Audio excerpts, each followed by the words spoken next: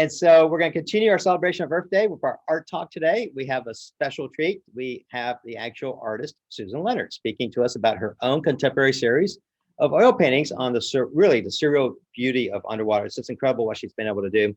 Susan actually comes from a family of multiple generations of artists in Southern California. Susan, thank you for joining us. I'm going to turn it over to you to say hi, please. Well, thank you for having me. We're very excited to have you here actually with us. Indeed, yes. And so I think we're going to start to show some of your artwork, but as we do that, would you mind if we just had a conversation? Sure, go ahead. Okay, fantastic. So first of all, can I just ask, how did you actually get started as an artist? Well, I kind of come from a family of artistic people. And at 10, I showed a lot of artistic ability. And my parents put me in an oil painting class, right off oil painting. And it was my passion already at 10 years old. Wow. So how did the idea come to you to do the Underwater and Beyond series? Well, I had always painted landscapes. My, love of nature. I wanted to, explore all different landscapes. And I had been going to Kauai for years and years. And in 2014, I was snorkeling with my daughter and I was underwater and I said, oh my gosh, this is just so peaceful. And the water is so beautiful. Aside from the marine life, I just thought the water was so beautiful. And being a painter, I thought, I wonder if I can capture this to canvas. I don't know. I wanted to get the transparency, the movement of the water, and just that peaceful feeling that I felt underwater.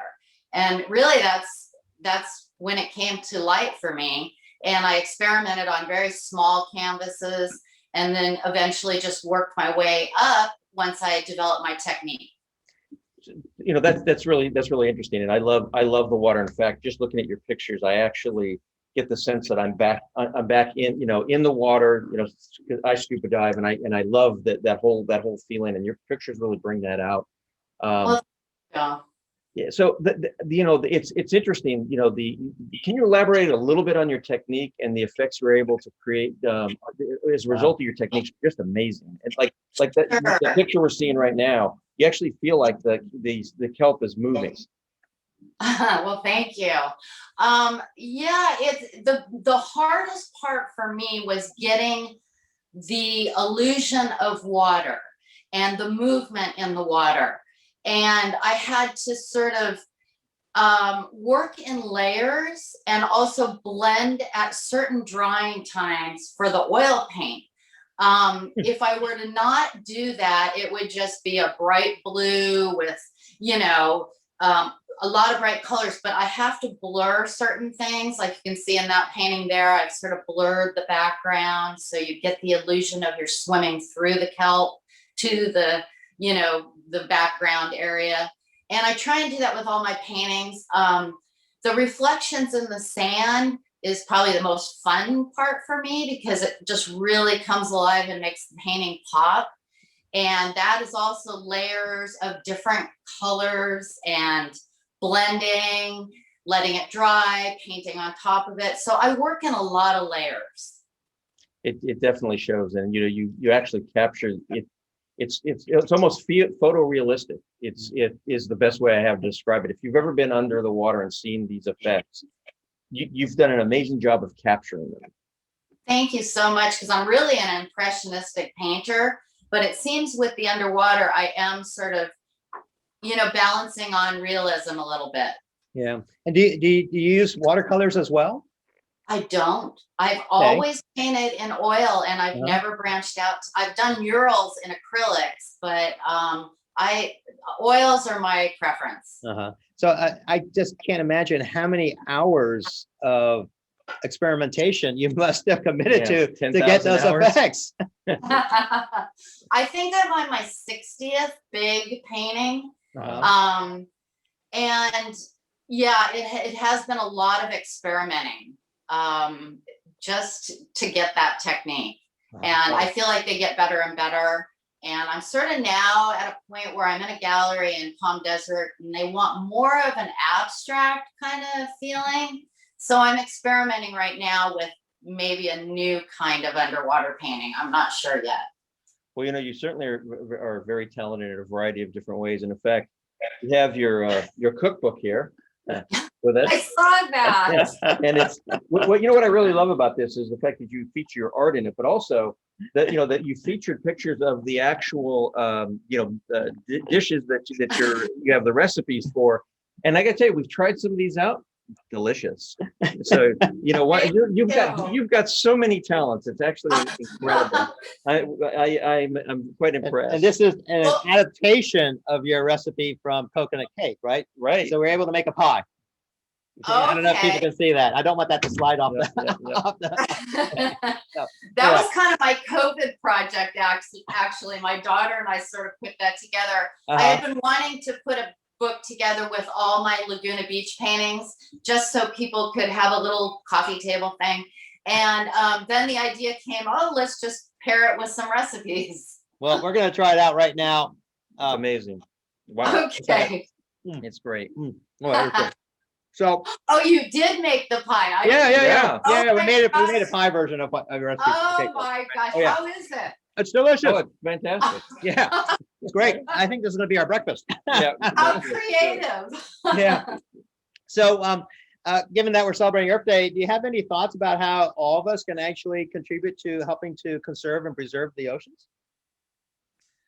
I wish I did. I mean, I think just being aware and get out there in the ocean, see all the beauty, and learn to appreciate it and do everything we can as individuals to preserve that.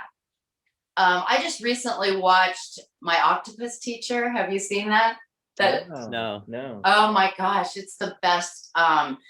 It's a little documentary, and the photography is beautiful. I think by watching shows like that, it really does give it, even if you're not a diver, it gives us an appreciation of how beautiful it is underwater and how much we need to preserve that. It is, and it's amazing how much of the ocean gets abused. There's, if you've ever seen the Save the Day and watched the divers go out they're going to be in different marinas over the next week, this weekend, pulling refrigerators out of the bay and pulling, all kinds of things out every year. And so, we tend to abuse the ocean a bit, but it's getting better. There's a lot of people that are committed to conservancy. Indeed, and thank you so much for highlighting in your unique and very amazing way the beauty of our oceans. And by the way, if you live in Southern California, really suggest you go visit the Eye Gallery in Laguna Beach. They're displaying a number of Susan's art there, and let's support our artists. Buy a piece. Right, absolutely. In fact, so Susan, I know you mentioned Palm Desert. It sounds like you're going to be doing desert painting. What's next? Not desert paintings. They have my water paintings down there. Oh, okay. All right. Fantastic. I'm taking 3 more down this weekend. Yeah. They were a little skeptical that they would, have interest there in the desert. Right. And I said, I would think they'd have a lot of interest. It would cool you down looking at them. Right. And they've done really well down there. So I'm excited about that. Well, fantastic. That's great. We have a little bit of time. Is there anyone that's wants to ask a question either through the chat window or just to unmute yourself? So we have the artist herself. So I'm sure as soon as you don't mind, if be willing to take some questions from our audience members. Well, while people are thinking about this, I have to say that, oh my goodness, I have to say that that the if you do go down to the gallery, they are amazing down there, and they will help work with you to find the right piece for your place. One of my neighbors before we moved down here bought a piece down there, and it's incredible. They actually came up and hung it on their mantle for them. It's Which gallery is it?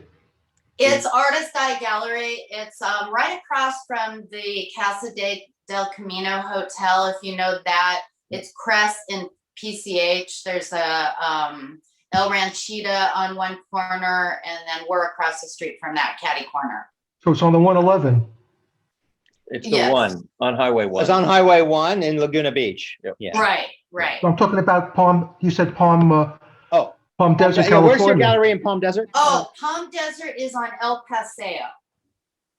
If you're familiar with Yep. that Yes. area, yeah. And then And I the name have of the another- gallery? Excuse me? And the name of the gallery? That is called A Gallery. Oh, I know them. Okay, thank you. Nice. A Gallery. So you focus on single syllable galleries. That's great. Right. Yeah. And then there's a gallery in La Jolla, and that's called the La Jolla Gallery. So we keep it simple. You know that works. Yeah. So I think they, is it right? I think they do monthly art walks there in Palm Desert, Palm Springs. And that's always a fun thing to do if you happen to live. And we do that in Laguna Beach also. Oh, First, and Laguna Beach also, Yeah. fantastic. A lot of galleries Great. are going to be. First Thursday of every month. Oh, Yes. fantastic. Thanks for letting our Mhm. audience members know. And if you don't live in Southern California, Laguna, it's great to visit. Yeah, and I tell you, there's all kinds of art in Laguna Beach. You know, I don't know if y'all can see this, but you know, there's paintings and Catching the sand as it falls down. Yeah, right. and you know, pottery and Yeah. glass works, and there's, in fact, there's the Sawdust Festival where you can go see a lot of artists there working as well. Well, thank you for joining, Susan. You're welcome to stay on. We have some great speakers and also a little bit of fun. We've actually have a interesting philanthropy spotlight towards the end of this session, which for a place which I think you're probably, I'm guessing, familiar with. So, hey, Well- fantastic. Thank you, Susan. Thank you so much.